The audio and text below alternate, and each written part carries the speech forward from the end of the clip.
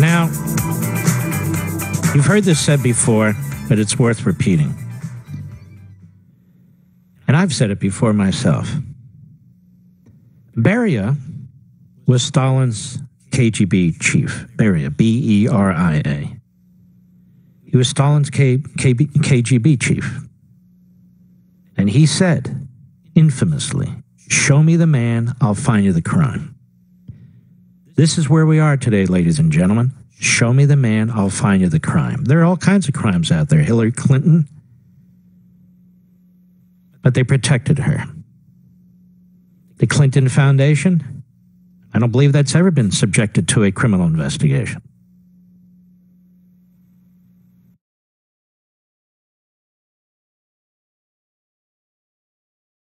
You have a state attorney in the Southern District of New York. Let it be heard wide. Let the left spread this. Let's inform our fellow citizens of the tyranny that's afoot. Mr. Deputy U.S. Attorney, you remind me of Beria. Show me the man, I'll find you the crime. I watched you with your little hit job press conference. You are a cold dude. You are a cold dude. You like to watch people sweat, don't you? You like the torture of threatening people with prison. You like to break a strong man and watch him weep, don't you?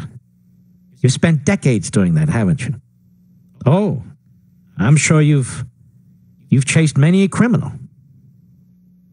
But how many innocent people have you threatened with the power of your office? Because you were lucky enough to be hired through our civil service system at the Southern District of New York at one point.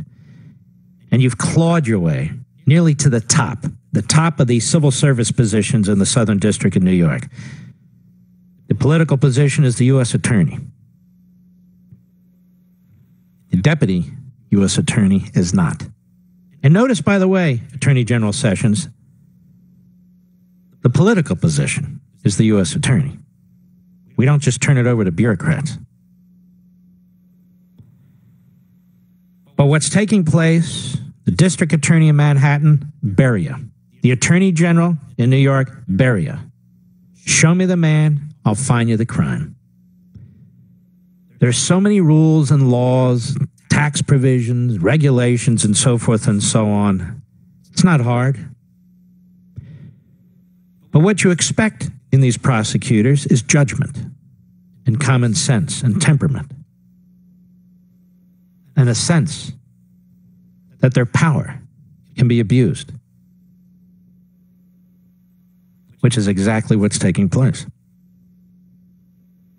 They're excited. They're almost obsessed. They're in a frenzy to see who first can get Trump and take him down. There are consequences, ladies and gentlemen, for this kind of rogue behavior. There are consequences for calling innocent behavior a crime. There are consequences for forcing men to plead to crimes that they didn't commit. For threatening men, and by men I mean men and women, for threatening men with possible criminal charges and giving them immunity in exchange for selling their souls.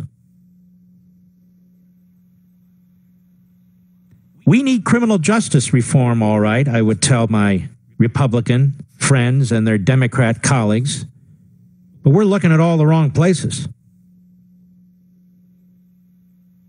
The politicization of these offices in one direction cannot stand if this republic is to stand.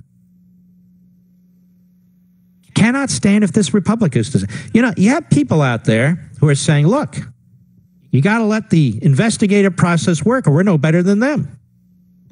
But we are better than them. We have no problem with the investigative process working. Our problem is it's not working. Our problem is it's corrupt.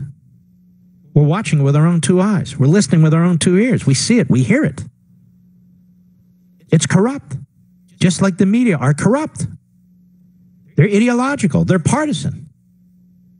They have winners and losers, and they know I'm right, but they'll pretend that I'm not. Unlike them, you know where I stand. Unlike them, you know my positions. Unlike them, you know my principles.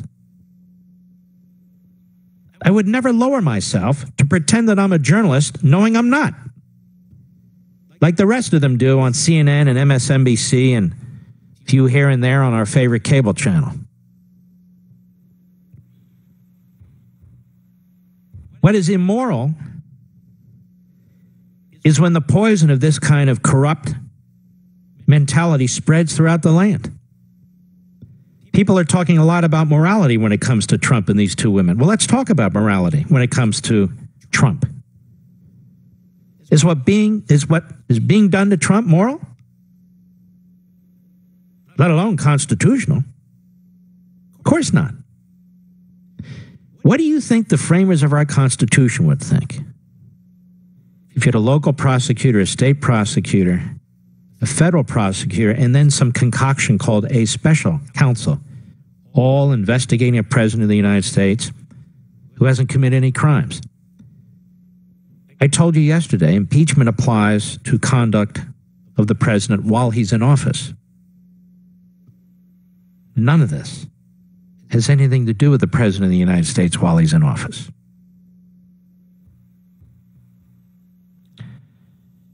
I think the left is playing with fire, but they don't realize it. I think the media are playing with fire, but they don't realize it.